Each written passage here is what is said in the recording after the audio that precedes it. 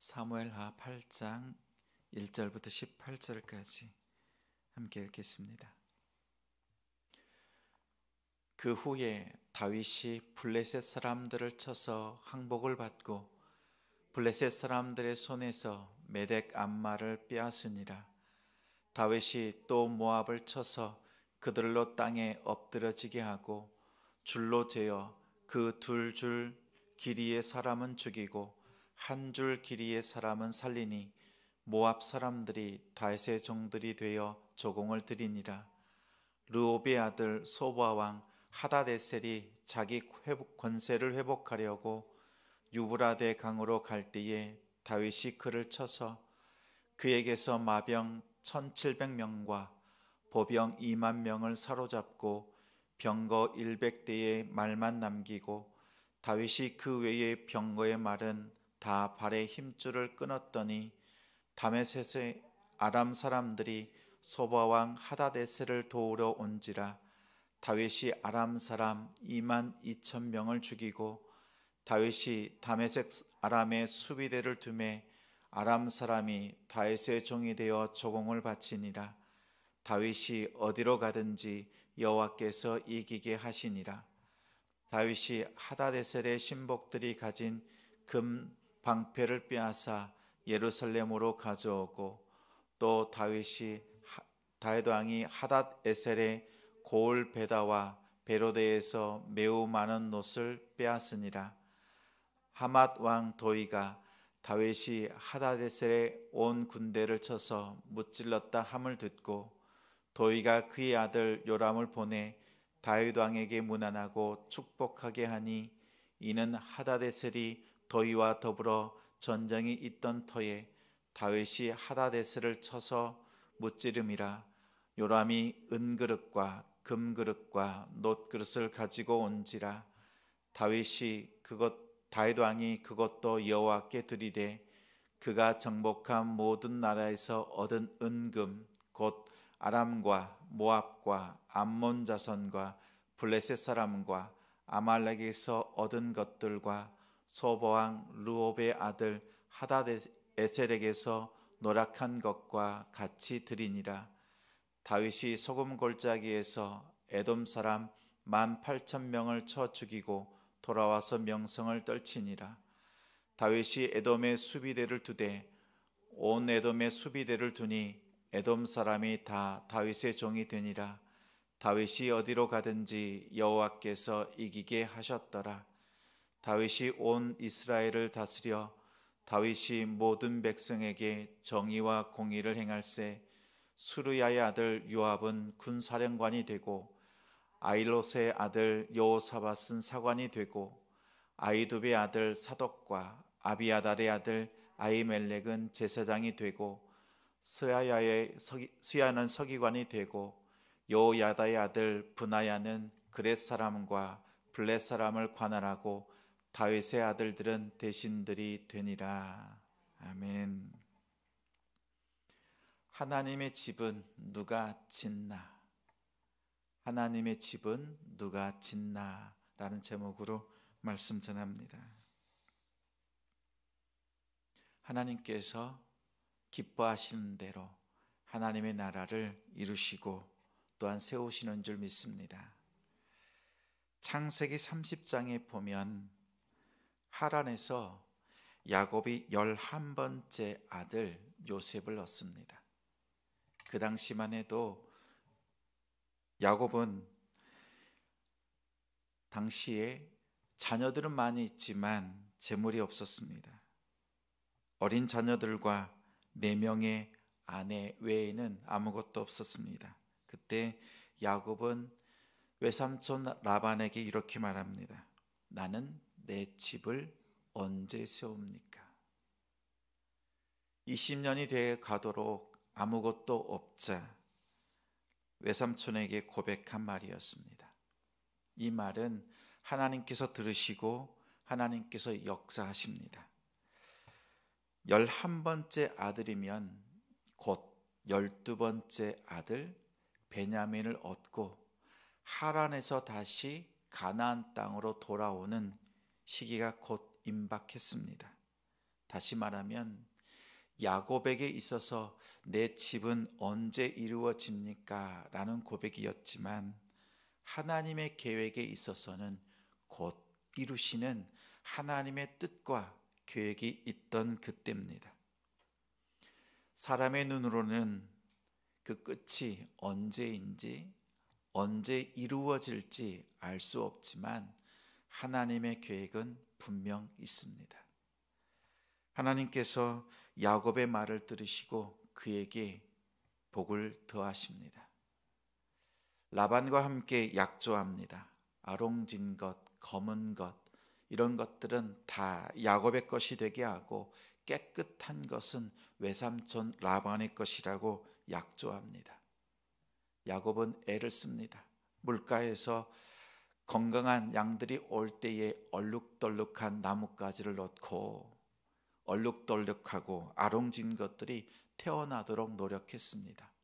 그런데 공교롭게도 정말 건강한 양들은 다 아롱지고 얼룩덜룩한 것들만 태어났습니다. 좋은 것들은 다 야곱의 것이 되고 약하고 헌 것들은 라반의 것들이 되었습니다. 단번에 큰 부자가 되었습니다. 야곱은 생각합니다. 내가 애를 써서 물가에 그 나무들을 두어서 이렇게 태어난 것이라고 생각했습니다. 지금 우리가 생각하면 말이 안 되지요. 얼룩덜룩한 것 본다고 그 새끼 양들이 얼룩덜룩한 것이 태어나진 않습니다. 하나님께서 천사를 통해서 왜 그러한 일이 있었는지 깨닫게 하십니다. 천사가 와서 말하기를 꿈에 보여줍니다. 교미하는 양들이 다 얼룩덜룩한 것들, 그것들이 교미를 했습니다. 그러자 얼룩덜룩한 새끼 양들만 태어났습니다. 하나님께서 얼룩덜룩한 어미 양들을 교미할 수 있도록 역사하셨습니다. 다시 말하면 야곱이 애를 쓴 것 같지만 실상은 하나님께서 하란에서 떠나기 전에 그에게 복을 주시기 위해서 건강한 양들이 교미할 수 있도록 다 야곱의 것들이 되도록 하나님께서 역사하셨습니다. 오늘 말씀에도 다윗이 하나님의 집을 세워갑니다. 앞에 있는 7장에서 나단을 통해서 하나님의 언약을 받았습니다. 하나님께서 영원히 다윗의 집을 세우시리라, 그의 이름을 높이시리라 약조하시고 난 뒤에 8장에 하나님께서 그 약속들을 이루시는 모습을 봅니다. 오늘 6절과 14절에 보면 눈에 띄는 구절이 있습니다. 6절 말씀 함께 읽겠습니다. 6절의 후반절입니다. 다윗이 함께 읽습니다. 다윗이 어디로 가든지 여호와께서 이기게 하시니라. 14절 후반절입니다. 다윗이 어디로 가든지 여호와께서 이기게 하셨더라. 아멘.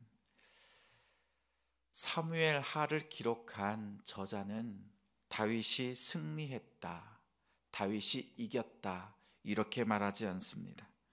여호와께서 이기게 하셨다, 여호와께서 승리하게 하셨다라고 말합니다.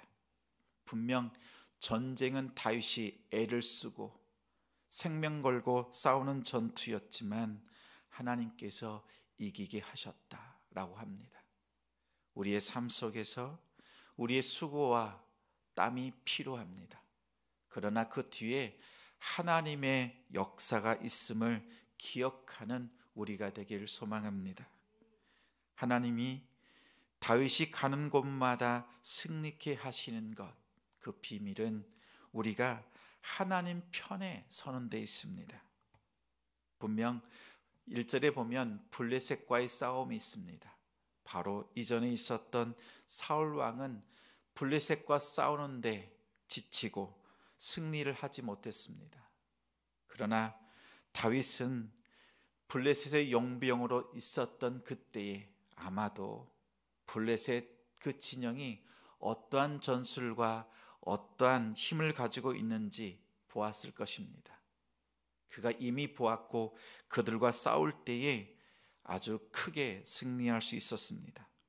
다윗의 생에 있어서 블레셋이 다시는 등장하지 못할 정도로 큰 승리를 주셨습니다. 우리의 삶 속에서 하나님께서 함께 하실 때 이러한 큰 승리가 있을 줄 믿습니다. 또한 하나님이 종의 집에 복을 받게 하십니다. 큰 승리를 주시고 종의 집에 영원히 복을 받게 해달라고 하는 다윗의 기도에 하나님께서 응답하셨습니다. 다윗은 성전을 통해서 하나님께서 세우신 나라의 주인들이 누구인지 깨닫게 합니다. 성전을 통해서 하나님께서 주인 되시고 나라를 다스리고 있음을 보여주려고 합니다. 하나님께서는 그러한 다윗을 바라보시고 더 큰 업적과 성과를 다윗에게 부어주십니다. 이스라엘이 다윗이 강해진 것이 아니라 이스라엘이 또한 다윗이 강하신 하나님 편에서 하나님의 일을 할 때 그들은 복을 받았습니다. 주변 나라들은 이스라엘과 싸워서 대적할 수 없었고 오히려 스스로 화친 조약을 하는 놀라운 역사가 일어났습니다. 하나님께서 아브라함에게 하셨던 약속이 있습니다. 아브라함을 축복하는 자 하나님께서 복 주시고 아브라함을 저주하는 자 하나님께서 친히 저주하신다고 말했습니다. 오늘 말씀에 보면 다윗을 축복하는 자 하나님께서 복을 더해 주시고 맞서는 자에게 하나님께서 직접 맞서시는 그 은혜가 있습니다. 하나님께서 붙잡아 주실 때 진정한 복을 누립니다. 우리의 가정들마다 우리의 심령들마다 오직 하나님만 구하는 복된 가정들 우리 성도들이 되길 바랍니다. 또한 하나님의 정의와 공의로 다스리게 하셨습니다. 하나님께서 이스라엘을 자기 나라로 세워가십니다. 이스라엘은 하나님의 나라입니다. 다윗은 이스라엘과 주변 나라들을 통치하면서 그 원칙을 세웠습니다. 공의와 정의, 하나님의 공의와 정의로 다스립니다. 본문에는 구체적으로 보이진 않지만 주변 나라들은 그 왕들이 다스릴 때 억압하고 포로 삼고 노예 삼아서 착취했습니다. 그러나 다윗은 하나님의 정의와 공의를 통해서 백성들과 주변 나라를 다스렸습니다. 힘이 아닌 권세로 또 영권으로 그들을 다스린 모습을 바라볼 수 있습니다. 자신의 능력보다 진정한 왕이 누구이신지 이스라엘을 다스리는 것이 다윗 자신이지만 정작 자신은 대리 통치자임을 깨닫고 모든 권한을 하나님께 있음을 깨닫고 하나님께서 일하시도록 하나님의 방법대로 정의와 공의로 다스렸습니다. 오늘 우리 가정들마다 우리 심령들마다 일터와 사업장이 하나님의 정의와 공의로 다스려지는 복된 하나님의 나라가 되길 주님의 이름으로 축원합니다.